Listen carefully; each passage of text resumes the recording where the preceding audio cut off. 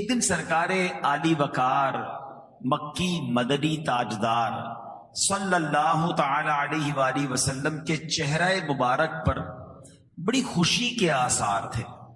حضرت ابو طلحہ انصاری رضی اللہ تعالیٰ عنہ نے عرض کیا، یا رسول اللہ صلی اللہ تعالی علیہ وآلہ وسلم، میرے ماں باپ آپ پر قربان، آج آپ کے چہرہ انور پر بڑی خوشی کے آثار ہیں۔ سرکار دو عالم صلی اللہ تعالی علیہ وآلہ وسلم نے ارشاد فرمایا، بے شک ابھی جبریل امین علیہ السلام میرے پاس آئے، کہا اے محمد صلی اللہ تعالی علیہ وآلہ وسلم، جس نے آپ پر ایک بار درود پاک پڑھا، اللہ پاک اس کے اعمال نامے میں 10 نیکیاں لکھے گا اور 10 گناہ مٹا دے گا اور 10 درجات بڑھا دے گا۔ ان پر درود جن کو کسے بے کساں کہیں، ان پر درود جن کو کسے بے کساں کہیں، ان پر سلام جن کو خبر بے خبر کی ہے۔ صلو علی الحبیب صلی اللہ تعالی علی محمد صلی اللہ علیہ وسلم۔ اس خوبصورت بہت ہی پیاری حدیث میں 2 باتیں بڑی سیکھنے کو مل رہی ہیں۔ نبی پاک علیہ الصلوۃ والسلام کے چہرہ انور پر خوشی کے آثار ہیں۔ اچھا، یہ خوشی کیوں ہے؟ جبریل امین نے آ کر پیارے آقا کو جو خبر دی، بظاہر اس میں نبی پاک کے لیے تو کوئی اس طرح دیکھا جائے تو کوئی انعام یا خوشخبری والا معاملہ نہیں ہے، یہ تو امتیوں کے لیے اعلان تھا۔ ہمارے کام اچھے ہو رہے ہیں کہ ایک درود پڑھیں گے تو 10 نیکیاں، 10 گناہ معاف، 10 درجے بلند ہو رہے ہیں، مگر سرکار دو عالم صلی اللہ تعالی علیہ وسلم کو امت سے پیار کتنا ہے۔ خوشخبری نبی پاک کو دی گئی کہ آپ کی امتیوں کو یہ انعام دیا جائے گا ہر درود پڑھنے پر، تو میرا آقا علیہ الصلوۃ والسلام کا چہرہ چمک اٹھتا ہے۔ نبی پاک ہم سے کتنی محبت فرماتے ہیں، ہم سے کتنا پیار فرماتے ہیں کہ امتیوں کا بھلا ہو جائے، امتی خوشحال ہو جائیں، ان کے بگڑے کام بن جائیں تو نبی پاک راضی ہو جایا کرتے ہیں۔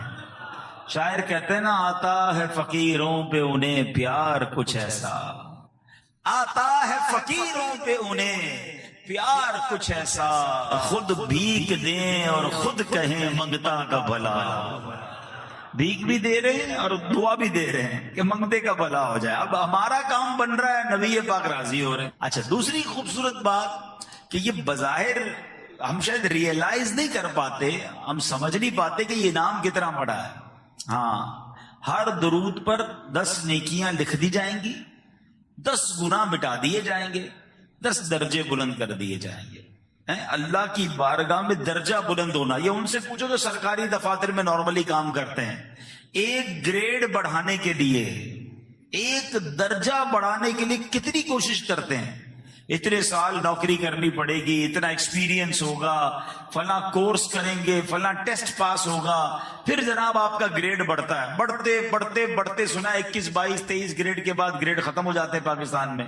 مجھے اتنا زیادہ نہیں پتا گریڈوں کا، لیکن کوئی نہ کوئی لمٹ ہے، کہیں نہ کہیں جا کے ختم ہو جاتے ہیں۔ ایسا ہی ہے۔ رب عز و جل کی مہربانی دیکھو، ہر درود پر 10 درجے بڑھ رہے ہیں، ہر درود پر 10 گریڈ بڑھ رہے ہیں۔ پڑھی جاؤ نا درود پاک، 100 درود، 1000 درود ہیں، زندگی پر ہزاروں درود پڑھ لے، پتہ نہیں کتنے لاکھوں گریڈ بڑھ جائیں گے، کتنے درجے بڑھ جائیں گے۔ مگر دنیا کا گریڈ بڑھ جائے اس کے لیے فائل لے کے لوگ گھوم رہے ہوتے ہیں، درخواست پہ سائن ہو جائے، 1 گریڈ بڑھا دے صاحب جی۔ ہر درود تمہارے اور میرے 10 درجے بڑھا رہا ہے، مگر وہ پڑھنے کا ٹائم نہیں ہے۔ اچھا، یہ تو اس حدیث پاک کا ایک انعام ہے۔ جو دوسرے 2 انعام ہے نا، وہ تو کمال ہے۔ اس کو اس طرح سمجھیے کہ قیامت کے دن نامہ اعمال نامے تولے جائیں گے، یعنی اعمال تولے جائیں گے۔ قرآن کیا کہتا ہے؟ فَأَمَّا مَنْ ثَقُلَتْ مَوَازِينُهُ فَهُوَ فِي عِيشَةٍ رَاضِيَةٍ۔ سورہ قارعہ میں رب نے فرمایا نا کہ اس دن جس کی نیکیوں کا پلڑا بھاری ہو گیا، وہ چین میں ہوگا، وہ مزے میں ہوگا، وہ جنت میں ہوگا۔ اور اس کے برعکس فرمایا وَأَمَّا مَنْ خَفَّتْ مَوَازِينُهُ فَأُمُّهُ هَاوِيَةٌ۔ وما ادراک ما ہی نار حامیہ. قرآن کہتا ہے جس کی نیکیوں کا پلڑا ہلکا ہو گیا وہ بھڑکتی ہوئی شعلے مارتی ہوئی آگ میں جائے گا، جہنم میں جائے گا. اور احادیث میں اس پوری بات کو مزید ایلوبریٹ، مزید سمجھایا گیا کہ ایسا بھی ہوگا کہ کسی کا ایک گناہ زیادہ ہوگا، کسی کی ایک نیکی کم ہوگی، وہ پریشان ہو کر گھومے گا، ماں باپ کے پاس جائے گا، دوستوں کے پاس جائے گا، رشتہ داروں کے پاس جائے گا، سب سے جا کر کہے گا ایک نیکی دے دو میں جنت میں چلا جاؤں گا. اچھا ایک گناہ میرا لے لو، کوئی ایک نیکی نہیں دے گا، کوئی ایک گناہ آپ کا میرا اپنے سر نہیں لے گا. ماں باپ بھی منع کر دیں گے، بیٹا ماں باپ کو منع کر دے گا. اتنا نفسا نفسی کا دور ہوگا. اب ایسے وقت میں اس شخص کو کتنی شرمندگی ہوگی جس کی ایک دو نیکیاں کم پڑ جائیں گی. کاش تھوڑے درود اور پڑھ لیتا، کاش میں نماز کے ساتھ نوافل پڑھ لیتا، کاش میں کلمہ پاک کی تسبیح پڑھ لیتا، یا تھوڑے گناہ ہی کم کر لیتا تو میری نیکیوں کا پلڑا بھاری ہو جاتا اور میں جنت میں چلا جاتا. آج جو بندے کہتے ہیں نا کوئی بات نہیں یار، دوستوں کے ساتھ سب چلتا ہے، کیا کریں بھائی، معاشرے کے ساتھ چلنا پڑتا ہے، چھوٹا ہی تو گناہ ہے. معاذ اللہ ہم نے گناہ بھی اپنی مرضی سے چھوٹے بڑے بنا لیے ہیں. یاد رکھو ایک گناہ بھی پھنسوا سکتا ہے. اچھا اب سچے دل سے ایک سوال کرنا چاہتا ہوں، ریئلسٹک کوسچن، کسی کو نہیں بتانا، اپنے آپ کو جواب دے دینا کہ اگر مجھ سے اور آپ سے کوئی سچے دل سے سوال کر لے کہ یہ بتا دو یار آپ کی نیکیاں زیادہ ہیں یا آپ کے گناہ زیادہ ہیں. مر تو میں آج بھی سکتا ہوں نا، آپ میں سے بھی کسی کا انتقال ہو سکتا ہے، میرا بھی ہو سکتا ہے. آج مر گیا، مثال کے طور پہ ہم میں سے کسی کا انتقال ہو جائے، قبر میں جائیں گے، نیکیاں زیادہ ہوں گی یا گناہ زیادہ ہوں گے؟ اپنے آپ سے پوچھ لیں، اپنے دل سے سچا سوال کرنا، لگی لپٹی نہیں. تو اکثر لوگوں کا اور شاید سبھی کا جواب یہی آئے گا کہ یار نیکیوں کا تو پتہ بھی نہیں قبول ہوئی کہ نہیں، اور گناہ تو روز ہو رہے ہیں. تو اب قیامت کے دن تو اعمال نامے میں گناہوں کا پلڑا بھاری ہو جائے گا، پھر کدھر جائیں، کیسے نکلوں گا اس سے؟ اب یہ حدیث دوبارہ سنو، اندازہ ہوگا درود پاک کیا کمال کا وظیفہ ہے. ہر درود پاک پر 10 نیکیاں عطا کی جاتی ہیں، 10 گناہ معاف کر لیے جاتے ہیں. یعنی درود پاک ایک ایسا شاندار وظیفہ ہے جو میزان عمل پر میرے بیلنس کو شاندار کر رہا ہے، بہتر کر رہا ہے، گناہوں کا پلڑا ہلکا کر رہا ہے، نیکیوں کا پلڑا بھاری کر رہا ہے. میں جتنے درود پڑھ رہا ہوں میرے گناہ کم ہو رہے ہیں، میری نیکیاں بڑھ رہی ہیں، میرے گناہ کم ہو رہے ہیں، میری نیکیاں بڑھ. مدینے جایا کریں تو روزانہ ہی سید الشہداء کی بارگاہ میں جایا کریں. سیدنا امیر حمزہ اور آپ کے بالکل برابر میں حضرت مصعب بن عمیر ہیں، حضرت عبداللہ بن جہش رضی اللہ تعالی عنہ ہیں، اور سبحان اللہ جو شہداء احد ہیں ان کے بارے میں روایتوں میں یہ مضمون ملتا ہے کہ جو ان کی بارگاہ میں جا کر سلام پیش کرتا ہے یہ قیامت تک اس سلام بھیجنے والے کو سلامتی کی دعاؤں سے نوازتے رہتے ہیں. مبارک ہونے جو سید الشہداء کی حاضری کو جا چکے، اللہ ہمیں بھی یہ حاضری بار بار نصیب فرمائے. بڑی کمال کی ہستی ہیں، بڑی موٹیویشن ملتی ہے آپ کے بارے میں جان کر، سبحان اللہ. اے میرے پیارے اسلامی بھائیوں، آج ایک بڑی کمال کی جو ہے وہ آپ کو حدیث پاک سنانی ہے، اور بڑی کمال کی اس میں فضیلت ہے جو بتانی ہے. حضرت ابو امامہ باہلی رضی اللہ تعالیٰ، یہ بڑے کمال کے صحابی رسول ہیں، بہت بلند مرتبہ، بلند ہمت والے، عبادت گزار تھے، خوب صدقہ و خیرات کرتے، کسی سوالی کو خالی ہاتھ نہیں لوٹاتے تھے، نفل روزوں کے بہت شوقین تھے. آپ کے اہل خانہ، زوجہ، محترمہ، کنیزیں، غلام سبھی روزے رکھتے تھے. دن کے وقت ان کے گھر کھانا بنتا ہی نہیں تھا. اگر کبھی ان کے گھر سے دھواں دکھائی دیتا کہ دھواں اٹھ رہا ہے تو لوگ سمجھ جاتے کہ آج حضرت ابو امامہ کے گھر مہمان آئے ہیں، ورنہ ان کے ہاں تو سب روزے رکھتے ہیں. ایسے کمال کے صحابی رسول، عالم دین بھی تھے. آپ کا معمول تھا کہ نبی پاک کی باتیں لوگوں کو جمع کر کے سنایا کرتے تھے. ایک بڑی پیاری حدیث پاک ہے جو حضرت ابو امامہ رضی اللہ تعالیٰ نے روایت کی ہے. آپ روایت کرتے ہیں کہ یہ حدیث ترمذی شریف میں ہے کہ نبی پاک علیہ الصلوۃ والسلام نے فرمایا ان اغبط اولیاء عندی، بے شک میرے نزدیک میرے دوستوں میں زیادہ قابل رشک دوست وہ ہیں جن میں یہ صفات ہوں. ہائے ہائے، نبی پاک کیا فرما رہے ہیں؟ میرے دوستوں میں، آقا علیہ الصلوۃ والسلام کے دوستوں میں، اور اس میں بھی ٹاپ لیول کے زیادہ قابل رشک کون ہے؟ تو یہ کیسے لوگ ہوں گے بھائی؟ اب ذرا غور سے سنیے کہ جو نبی پاک کا دوست بننا چاہے، ہم تو غلام ہیں، آقا قبول فرما لے غلامی میں تو ہی بیڑا پار ہو جائے گا، مگر آقا ان لوگوں کو اپنا دوست فرما رہے ہیں. فرمایا جو مومن ہو. نمبر 2، خفیف الحاظ، کم سامان والا ہو.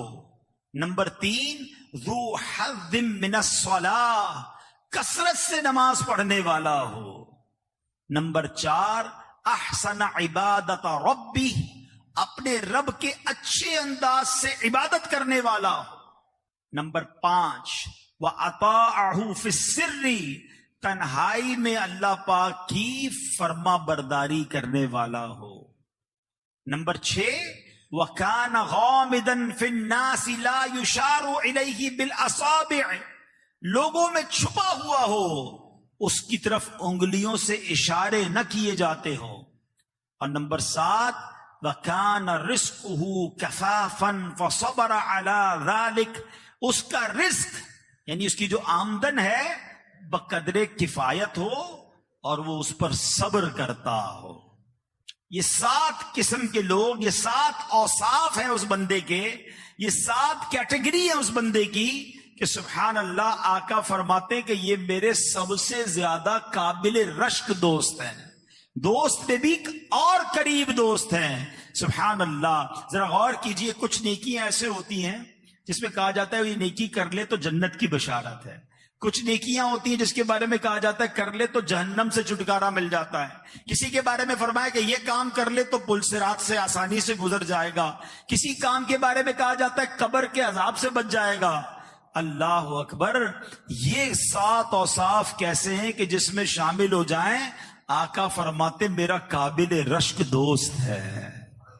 ہائے ہائے، اللہ کا محبوب بنے جو تمہیں چاہے، اللہ کا محبوب بنے جو تمہیں چاہے، اس کا تو بیاں ہی نہیں، تم جسے چاہو. ذرا سوچئے، نبی پاک جسے چاہ لے اس کا عالم کیا ہوگا.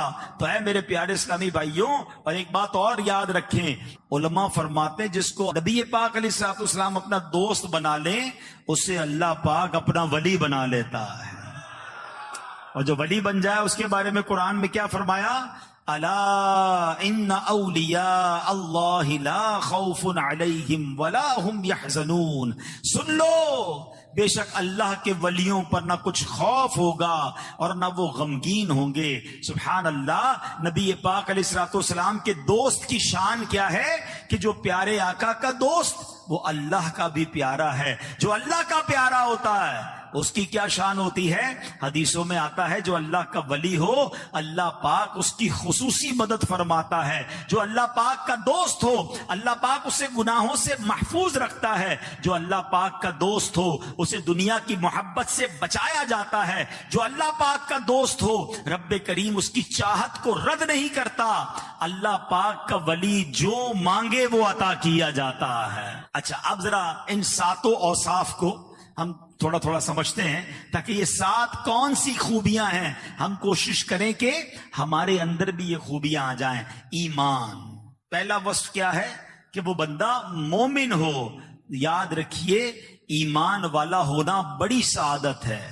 اللہ قرآن میں فرماتا ہے نا، اے ایمان والو اللہ سے ڈرو جیسا ڈرنے کا حق ہے، اور نہ مرنا مگر مسلمان. یعنی ایمان سلامت لے کر قبر میں جانا ہے.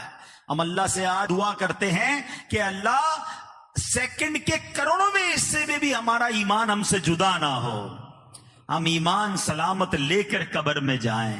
تو ایمان کی حفاظت کی ہمیں فکر کرنی چاہیے. مگر ایک بات یاد رکھیے گا، آج کل بڑا لاجک کا زمانہ ہے، یہ بڑا عجیب سوشل میڈیا کے معاملات آ گئے ہیں. جناب یہ اسلام کا حکم ہے، اس کے پیچھے لاجک بتائیں. یہ ہمیں سمجھ نہیں آ رہا، اسلام کا یہ آرڈر سمجھ نہیں آ رہا، عقل پر فیصلے ہو رہے ہیں. نہیں جناب، ایمان جو ہے نا اس کی بنیاد عقل پر نہیں رکھنی ہے. ایمان کی بنیاد عشق پر رکھنی ہے. ہاں یاد رکھیے گا، بعض اوقات عقل اٹک جاتی ہے. ایمان کے معاملات یہ عشق سے ہوتے ہیں. اللہ کو دیکھا ہے؟ نہیں دیکھا نا، مانتے ہیں اللہ ایک ہے. نبی پاک بظاہر ہم نے ان کا دور نہیں پایا، دیدار نہیں ہوا ہم میں سے بہت سو کو. ہم مانتے ہیں وہ اللہ کے نبی ہیں، وہ آخری نبی ہیں. ہم نے نہیں دیکھا جبریل امین قرآن لے کر آتے تھے، اللہ کے نبی سے سنا ہے. ہم ایمان لے آئے کہ جبریل امین بھی ہیں، قرآن بھی نازل ہوا ہے، اللہ کی آخری کتاب ہے، اس میں کوئی شک نہیں ہے. ارے جب اتنی باتیں بغیر دیکھے مان لی، بغیر دلیل کے مان لی، اب کدھر سے تمہارے دماغ میں یہ باتیں آئی ہیں کہ جناب لاجک بتائیے، اس کی ذرا اس کی وجہ بتائیے، اسلام کا یہ حکم کیوں ہے ہمیں سمجھ نہیں آ رہا. میری آپ کی سمجھ کیا ہے؟ ہمارا کام ماننا ہے. ہم ایمان لائے ہیں اللہ پر، ہم غیب پر ایمان لانے والے ہیں. تو بڑی گہری بات ہے کہ نبی پاک کا دوست وہ ہے جو مومن ہے، اور مومن وہ ہے جو ایمان سلامت لے کر دنیا سے جائے. تو شیطان کے واروں سے اگر بچنا ہے تو اپنے ایمان کی جو بنیاد ہے وہ عشق پر رکھنی ہے. کیا خوبصورت بات کہی نا. فرمایا کہ عقل جو ہے، عقل کو تنقید سے فرصت نہیں، عقل کو تنقید سے فرصت نہیں. عشق پر اعمال کی بنیاد رکھ. عشق پر اعمال کی بنیاد رکھنی ہوتی ہے. اے میرے پیارے اسلامی بھائیوں، حضرت ابراہیم کا واقعہ آپ کو نہیں پتا؟ خلیل اللہ، کتنی بڑی آگ تھی. آج چھوٹی سی آگ ہو، کوئی کہے ذرا ہاتھ ڈالو کہ پاگل ہو گئے، ہاتھ جل جائے گا. اتنی بڑی آگ تھی آپ کے سامنے کہ کوئی پرندہ نہیں اڑ سکتا تھا. نو فلائنگ زون ہو گیا تھا وہ ایریا. اتنی بڑی آگ ہے اور آپ کو اس آگ میں ڈالا جا رہا ہے. عمر کتنی؟ 18-20 سال کا نوجوان. ابھی عمر بھی آپ کی اتنی زیادہ نہیں تھی.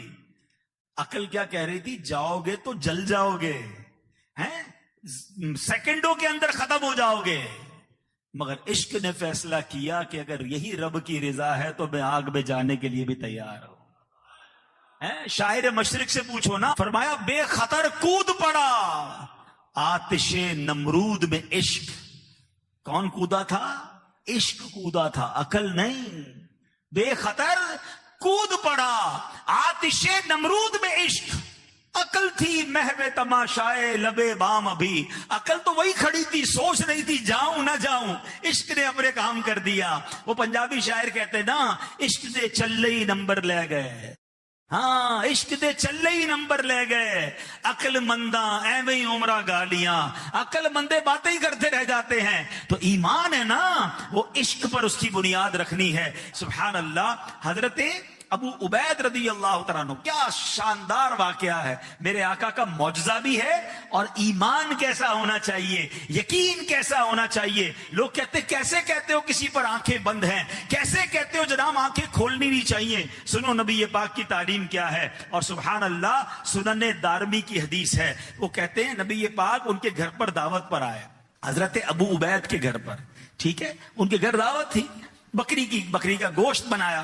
تو نبی پاک علیہ السلام نے فرمایا ناولنی ذراعہا، مجھے اس کی دستی دو. اگلی ٹانگ کو، بکری کی جو دو اگلی ٹانگیں ہوتی ہیں اس کو دستی کہتے ہیں، اور جو پچھلی ٹانگیں ہوتی ہیں اس کو ران کہتے ہیں. ایسا ہی ہے نا.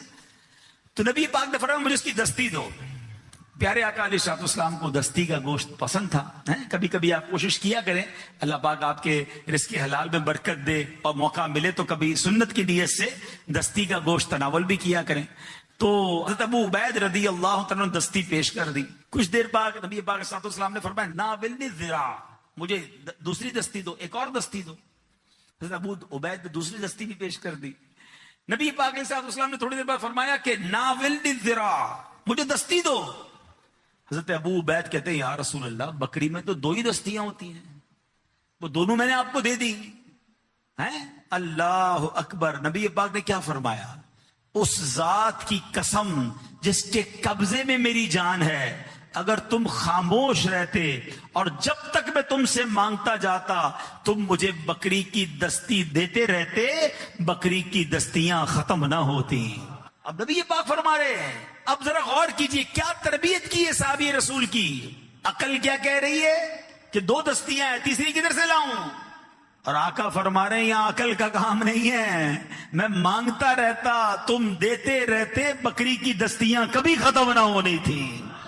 یہ وہی نبی ہیں جناب، جب ان کی انگلیاں برتن میں جاتی ہیں تو 500 انگلیوں سے پانی کے فوارے ایسے جاری ہوتے ہیں کہ 1500 صحابہ پانی پی لیتے ہیں، ان کے جانور پانی پی لیتے ہیں، ان کے برتن بھر جاتے ہیں، صحابہ وضو بھی کر لیتے ہیں۔ صحابی سے پوچھا گیا بتاؤ تو صحیح پانی نکل کتنے جوش سے رہا تھا؟ کہتے اللہ کی قسم اگر 1,00,000 صحابہ ہوتے، میرے آقا کی انگلیوں سے ایسے فوارے جاری تھے کہ سب کے سب سیراب ہو جایا کرتے۔ میرے رضا کہتے ہیں نا، انگلیاں ہیں فیض پر، ٹوٹے ہیں پیاسے جھوم کر، ندیاں پنجاب رحمت کی ہیں جاری، واہ واہ اللہ اکبر۔ مگر اس واقعے سے جہاں نبی پاک کا کمال پتا چل رہا ہے، وہاں تربیت بھی کیا ہو رہی ہے۔ عقل تمہاری کہہ رہی ہے 2 دستیاں ہیں، آنکھیں تمہاری کہہ رہی ہیں 2 دستیاں ہیں، نہیں، اپنے ایمان کی بنیاد اپنی عقل اور اپنی نگاہوں پر نہیں، میرے فرمان پر رکھو۔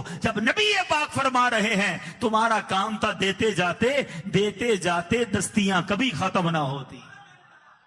تو ایمان ایسا ہونا چاہیے، اس کی بھی سن لی اس کی بھی سن لی، اب سارا دن پریشان ہیں۔ مولانا صاحب ذرا یہ بتائیں یہ کیوں ہوتا ہے، یہ کس لیے ہوتا ہے؟ بھئی کیوں سنی آپ نے؟ اتنا کمزور ایمان ہے آپ کا کہ آپ کو جو کچھ سنا دے آپ ٹینشن میں آ جاتے ہیں۔ دیوار ہونی چاہیے، عقیدہ ایمان ایسا مضبوط ہونا چاہیے کہ کوئی لا دین کوئی بے دین کوشش بھی کرے۔ وہ کہتے نا اگر کمزور چھوٹی سی گتے کی دیوار ہو تو اس پہ پن چبو تو پن اندر چلی جاتی ہے، مگر کنکریٹ کی دیوار میں آپ سوئی یا پن ڈالیں وہ پن ٹوٹ جائے گی، اندر نہیں جائے گی۔ اپنے ایمان کو اتنا مضبوط کر لو کہ کوئی بد عقیدگی کی بدگمانی کی آپ کے اندر پن داخل کرنا چاہے اس کی پن تو ٹوٹ جائے، میرے عقیدے میں کوئی خلل نہیں آنا چاہیے، میرا ایمان اتنا مضبوط ہونا چاہیے۔ نبی پاک کے بارے میں، صحابہ کے بارے میں، اہل بیت کے بارے میں، اولیاء کرام کے بارے میں ہمارا عقیدہ، ہمارا ایمان، ہمارا بلیف مضبوط ہونا چاہیے۔ اور سبحان اللہ، ایمان کی بنیاد جو ہے وہ عشق پر رکھنی ہے۔ ہر چیز کی لاجک۔ مجھے ایک بات بتائیں، ہم میں سے کیا ہم سارے عقل کل ہیں؟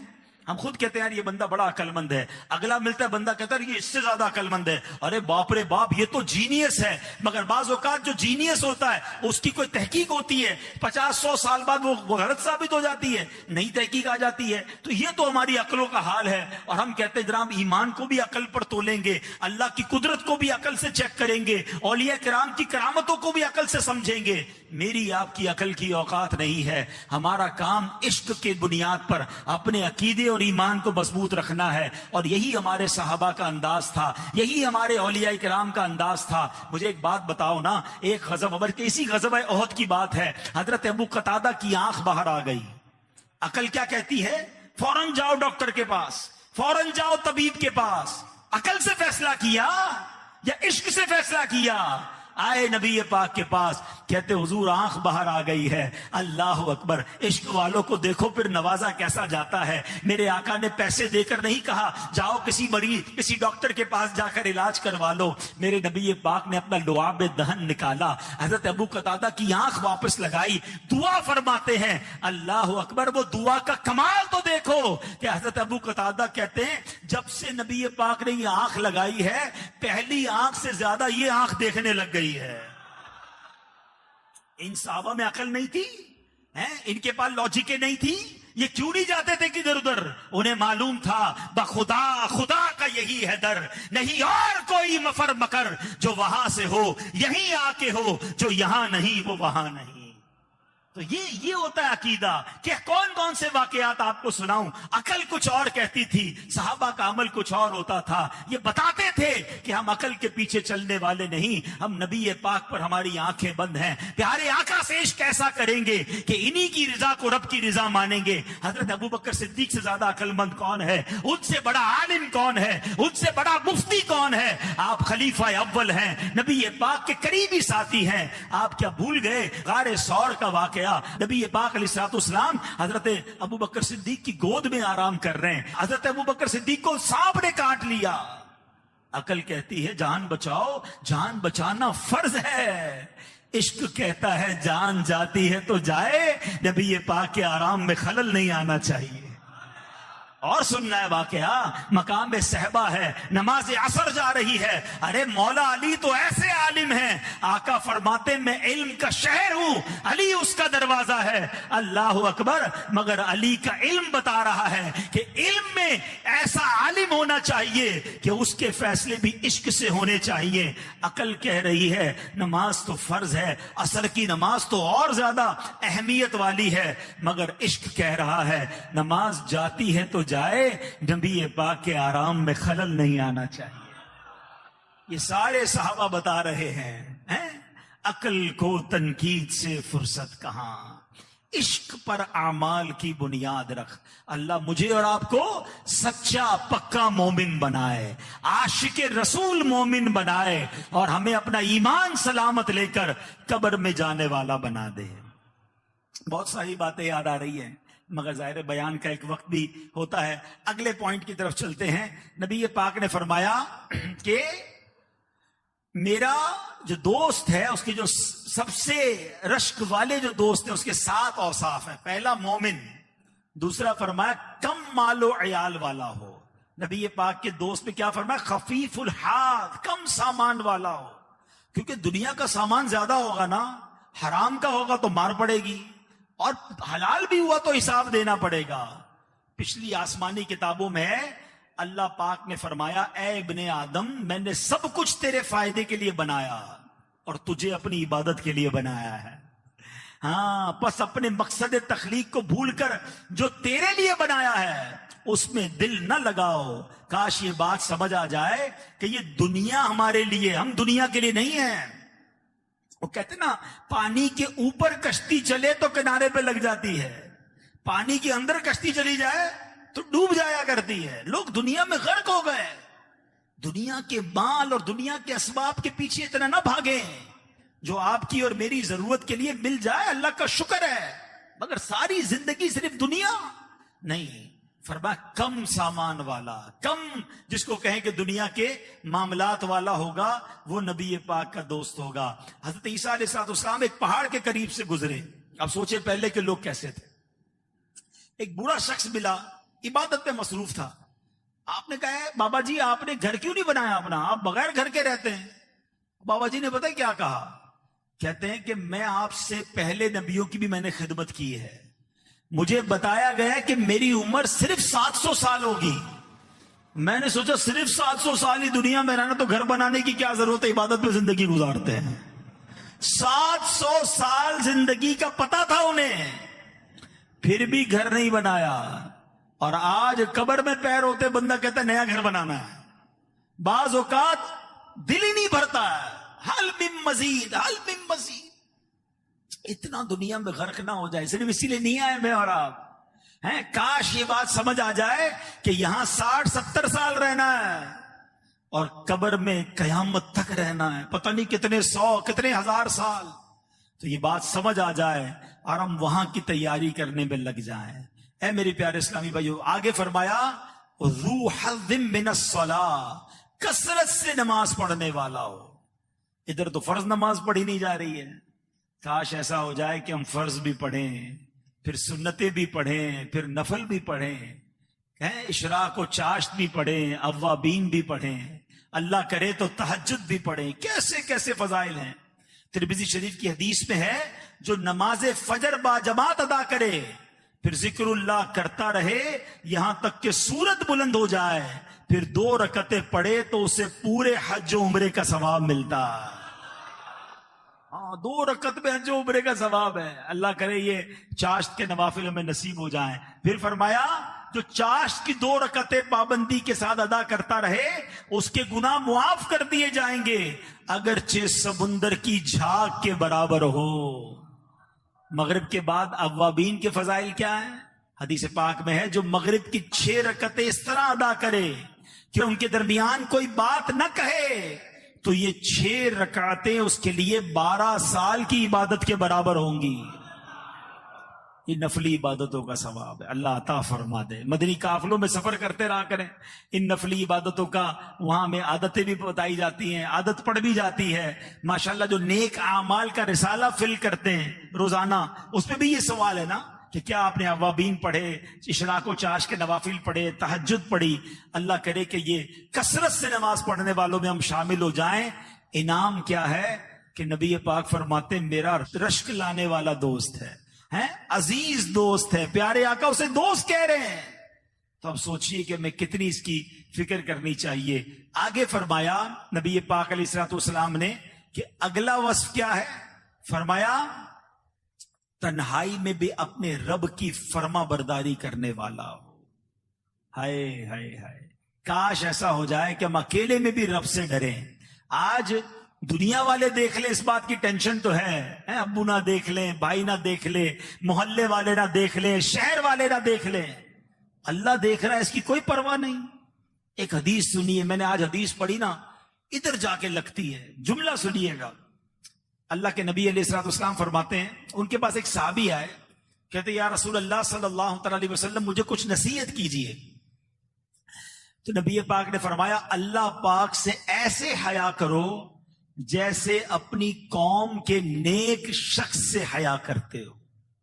ہائے ہائے ہائے، یہ کتنا کیسا سمجھایا نبی پاک نے کہ اپنی قوم میں کوئی نیک بندہ ہو نا، بندہ سگریٹ چھپا لیتے ہیں، بعض اوقات اس کے سامنے گناہ نہیں کرتے، کم از کم اتنی تو اللہ سے حیا کر لو جتنی اپنی قوم کے نیک بندے سے حیا کرتے ہیں۔ مگر آج لوگوں کا خیال ہے، رب کا خیال نہیں ہے۔ کاش ہم تنہائی میں بھی رب کی بارگاہ میں حیا کرنے والے بن جائیں، گناہ سے بچنے والے بن جائیں۔ چھٹا وصف فرمایا وَكَانَ غَامِدًا فِي النَّاسِ لَا يُشَارُ عِلَيْهِ بِالْأَصَابِعِ، وہ لوگوں میں چھپا ہوا ہو، لوگ اس کی طرف انگلیوں سے اشارے نہ کریں۔ مشہور ہونے کی جو تمنا ہے نا، حب جا ایسی گھر کر گئی ہے، اب تو بڑی بڑی عمر کے مطلب بزرگ ہوتے ہیں، وہ بھی کہتے ہیں ہمیں بھی سیلفی چاہیے۔ ارے بابا جی آپ ان کن کاموں میں پڑ گئے؟ چھوٹے بچے سے لے کر بڑے آدمی تک بہت سارے لوگوں کو جناب اب یہ عجیب سا خب سوار ہو گیا، میرے لائکس ہوں، میرے فالوورز ہوں، دنیا مجھے جانے۔ ذرا سوچئے کہیں ایسا نہ ہو یہ عادت ہمیں برباد کر دے۔ ذرا غور سے سنیے گا حدیث پاک، نبی پاک علیہ الصلوۃ والسلام فرماتے ہیں جو حب جاں ہے نا، یہ کس طرح ایمان کو برباد کرتی ہے۔ فرمایا دو بھوکے بھیڑیے بکریوں کے ریوڑ میں جتنی تباہی نہیں مچاتے، مال اور شہرت کی محبت اس سے زیادہ تباہی انسان کے دین میں مچا دیتی ہے۔ بھوکے بھیڑیوں اور بکریوں کے ریوڑ میں چھوڑے کیسی چیڑ پھاڑ کر دیں گے۔ فرمایا مال کی محبت اور شہرت کی محبت بندے کے ایمان کو ایسے برباد کر دیتی ہے۔ یہ خدارا اس سے نکل آئیے، اللہ کی رضا کے لیے نیکیاں کیجئے، شہرت کی خواہش نہ ہو۔ ہاں اللہ جسے چاہے عزت دے، وَتُعِزُّ مَن تَشَاءُ وَتُذِلُّ مَن تَشَاءُ۔ روایتوں میں آتا ہے اللہ جس سے محبت کا ارادہ فرماتا ہے پہلے آسمان والوں سے فرماتا ہے، آسمان والے اس سے محبت یعنی فرشتے محبت کرتے ہیں، اور پھر زمین والوں کے دلوں میں اس کی محبت ڈال دیتا ہے۔ اور ایسے بہت سارے بزرگان دین آئے جنہوں نے اپنی شہرت کے لیے کام نہیں کیا، وہ دین کا کام کرتے رہے، اللہ نے لوگوں کے دلوں میں ان کی محبت ڈال دی۔ اور کچھ لوگ اپنی شہرت کے لیے کام کرتے رہتے ہیں، لوگوں کو جتاتے رہتے ہیں، بتاتے رہتے ہیں، انہیں وہ عزت نہیں ملتی ہے۔ وَتُعِزُّ مَن تَشَاءُ وَتُذِلُّ مَن تَشَاءُ۔ کاش یہ بات ہمیں یاد آ جائے۔ اب ذرا غور کیجئے گا، حضرت سعد بن ابی وقاص عشرہ مبشرہ میں سے اپنے جانوروں کی دیکھ بھال کر رہے تھے۔ آپ کا بیٹا عمر بن سعد آیا، کہتا ابا جان آپ یہاں اونٹ بکریوں کو دیکھ رہے ہیں، ادھر خلافت کی باتیں چل رہی ہیں، آپ کو معلوم نہیں آپ کیا کر رہے ہیں؟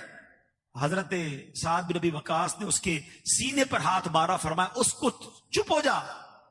پھر نبی پاک کی حدیث سنائی، فرماتے میں نے آقا علیہ الصلوۃ والسلام کو فرماتے ہوئے سنا ہے، ان اللہ یحب العبد التقی الغنی الخفی، بے شک اللہ پاک تقوی والے غنی اور گمنام بندے سے محبت فرماتا ہے۔ ہمارا ٹارگٹ یہ لوگ پسند کر لیں، ہمارا ٹارگٹ یہ میں لوگوں کا پسندیدہ ہو جاؤں، ادھر سے بھی لائک مل جائے، ادھر سے بھی لائک مل جائے۔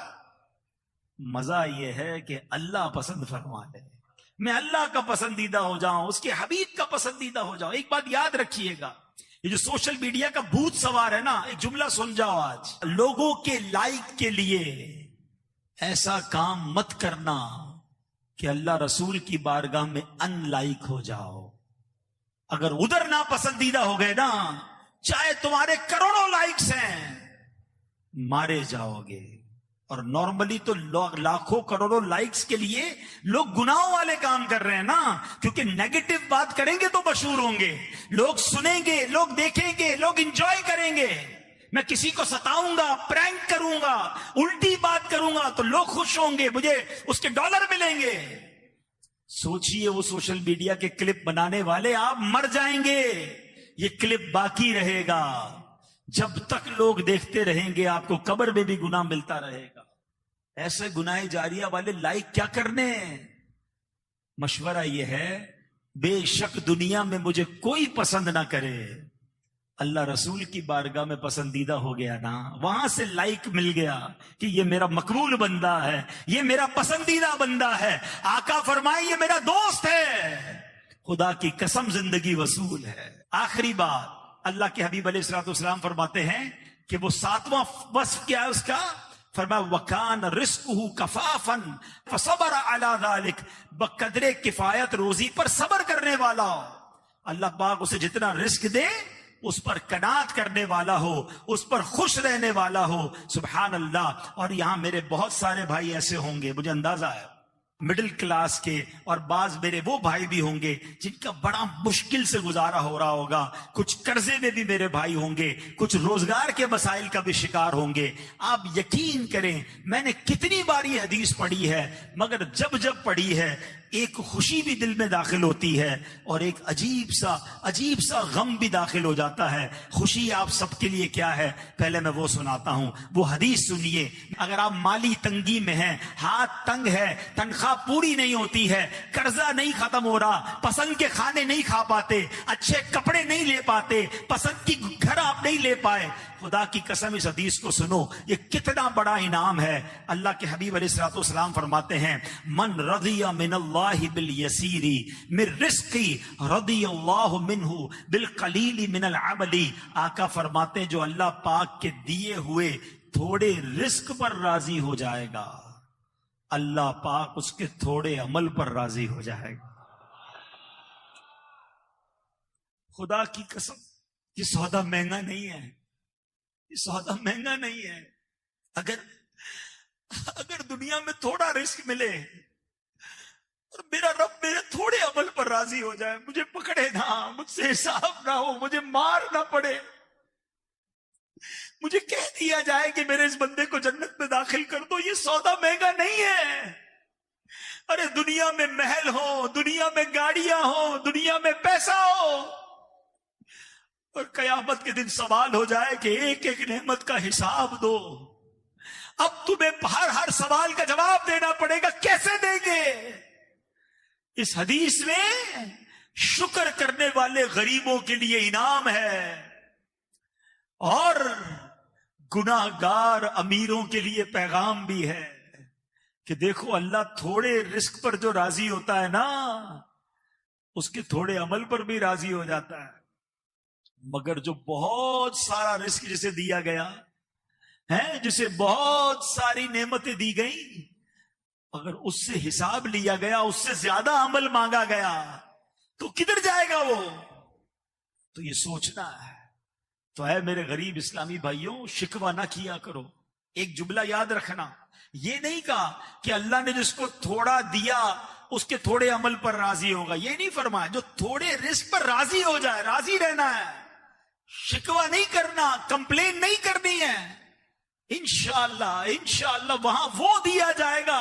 کتابوں میں لکھا ہے کہ جب غریبوں کو نعمتیں دی جائیں گی تو امیر لوگ حسرت کریں گے کہ اتنا بڑا انعام. بعض روایتوں میں آتا ہے غریب امیروں سے کئی 100 سال پہلے جنت میں جائیں گے.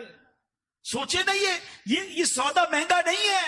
اگر آپ اللہ کی رضا پر راضی رہ کر زندگی گزارتے ہیں, غربت بھی ہے اور شکوہ بھی ہے, غربت بھی ہے, نافرمانی بھی ہے, پھر تو اور مارے گئے نا. تو یہ نہ کریں. میرا رب بڑا قریب ہے, وہ انصاف کرنے والا ہے, وہ نوازنے والا ہے.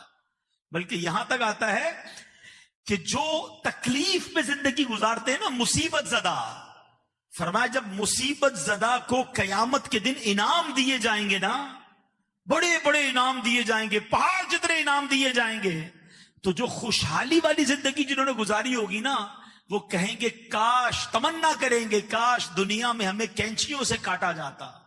اتنا ثواب ہے، بیماری کا اتنا ثواب، ایکسیڈنٹ کا اتنا ثواب، کم پیسے تھے تو اتنا ثواب، دشمن کا خوف تھا تو اتنا ثواب. ہمیں تو کچھ تکلیف دی نہیں گئی، ہمیں نہیں مل رہا قیامت کے دن ثواب. یہ سوچئے، اگر آپ تکلیف میں ہیں اور آپ صبر کر رہے ہیں